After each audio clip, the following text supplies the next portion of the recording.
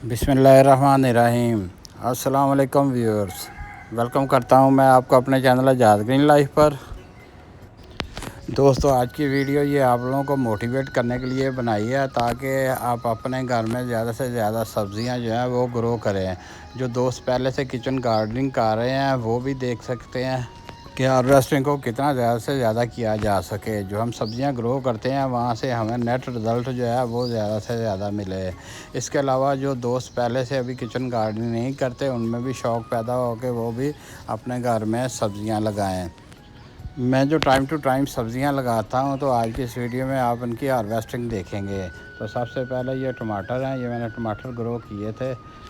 अब इनके ऊपर टमाटर लग चुके हैं और ये तकरीबन 3 से 4 महीने तक इन पौधों के ऊपर टमाटर जो है वो लगते रहेंगे। तो दोस्तों, तकरीबन 1 किलो के करीब रोज़ाना हार्वेस्टिंग होती है।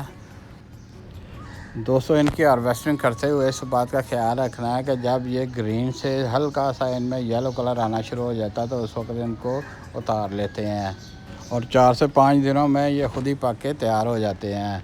तो दोस्तों, अगर हम इस पौधे के ऊपर रेड होने दें तो थोड़ी सी भी देर हो जाए तो ये गलना शुरू हो जाते हैं। तो इसलिए इनको पहले उतार लिया जाता है ताकि आराम के साथ इनको तैयार किया जा सके।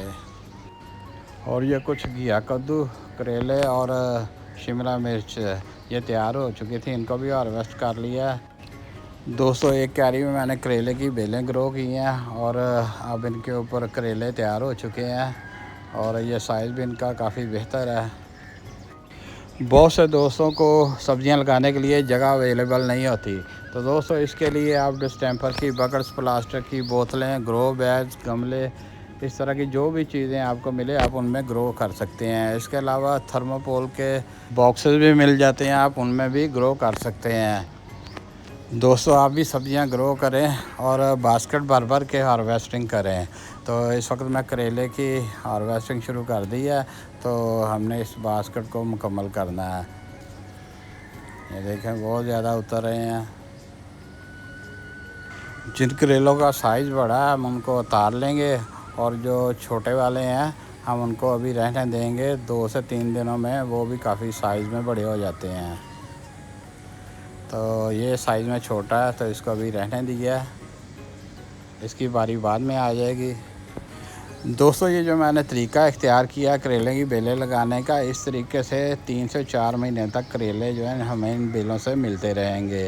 क्योंकि ये साइड क्यारी की साइडों पे मैंने करेलों को लगा दिया और सेंटर में झाड़ियाँ रख दी थी और ये करेले की बेलें जो हैं उन झाड़ियों के ऊपर आ गई थी।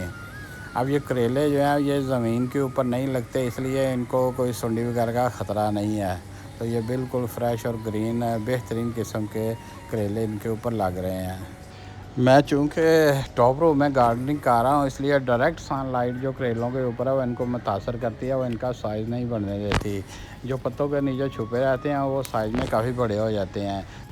ये मैंने कद्दू की बेलों के लिए बांस के साथ डोरियाँ बांधी थी, उनके साथ जो बेलें चढ़ गई हैं। करेले तो लगे हैं लेकिन उनका साइज़ छोटा है। दोस्तों, हमने काफ़ी ज़्यादा करेलों की हार्वेस्टिंग कर ली है, बास्केट हमारी फुल हो चुकी है।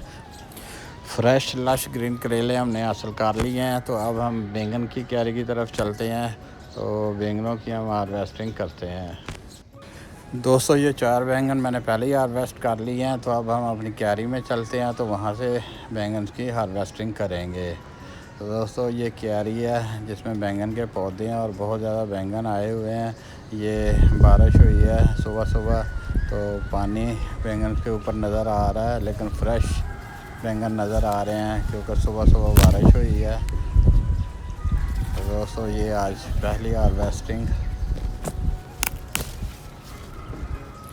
दोस्तों, जिस तरीके से मैं हाथ से बैंगन को पौधों से उतार रहा हूँ, तो इस तरीके को इस्तेमाल करने के लिए प्रैक्टिस की ज़रूरत है। अगर प्रैक्टिस ना हो तो इस तरीके से बैंगन की हार्वेस्टिंग नहीं करनी। वो अगर आप खींचेंगे तो पूरा पौधा जो है वो भी जड़ों से बाहर निकल सकता है। तो आप कोई सीज़र वगैरह ले लें, कैंची, तो उसके साथ आराम से इनको काट लें। दोस्तों, ये मैं एक और बैंगन को हार्वेस्ट करने लगा हूँ। आपने देखना है कि मैं फिंगर का दबाव नीचे की तरफ दूंगा और ऊपर की तरफ पुश करना है और ऊपर से भी फोर्स लगानी है, तो बैंगन आराम से टहनी से अलग हो जाता है। तो दोस्तों बैंगन एक ऐसा पौधा है जिससे हम 6 से 7 महीने तक मुसलसल इससे हम बैंगन हासिल कर सकते हैं। आप कोशिश किया करें कि वो सब्ज़ी ग्रो करें जिससे आपको बार बार हार्वेस्टिंग मिल सके। तो ये हमारे पास काफ़ी बैंगन जो है वो हो चुके हैं।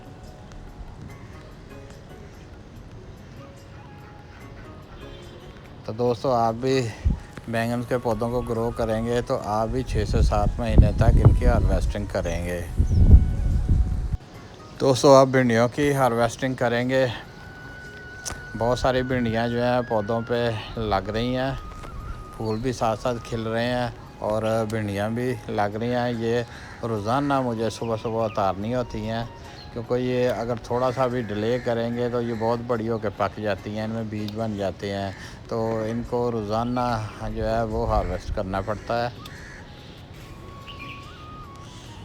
और अगर शाम के टाइम आप देखें अभी वो बहुत छोटी है, लेकिन सुबह के टाइम देखेंगे तो उसमें 3 गुना इजाफा हो चुका होगा। तो इसलिए इसको रोज़ाना या एक दिन छोड़ के हार्वेस्टिंग करनी होती है। दोस्तों आप भिंडियों को लाजमी ग्रो किया करें, क्योंकि इसकी बहुत ज़्यादा हार्वेस्टिंग आपको मिलेगी, जिससे ना सिर्फ आप ख़ुद इस्तेमाल करेंगे, अपने दोस्तों, फ्रेंड्स और रिलेटिव्स को भी गिफ्ट कर सकते हैं। आजकल भिंडियों का सीज़न खूब चल रहा है। तो देखेंगे मैं हार्वेस्ट कर रहा हूँ तो थोड़ी देर बाद हमारी ये बास्केट जो है ये फुल हो जाएगी। और दोस्तों फ्रेश भिंडियाँ पकाएं तो इनका टेस्ट जो है वो मार्केट की भिंडियों से बहुत ही ज़्यादा बेहतर जो है आपको लगेगा।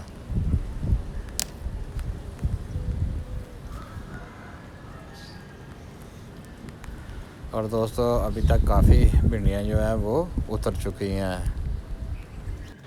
दोस्तों आप देख सकते हैं कि मुझे अपने टॉप रूफ गार्डन से कितनी ज़्यादा फ्रेश वेजिटेबल्स जो हैं उनकी हार्वेस्टिंग मिलती है। तो उम्मीद है आप भी इसको फॉलो करते हुए सब्ज़ियों को उगाएंगे और ताज़ा ताज़ा सब्ज़ियां हासिल करेंगे।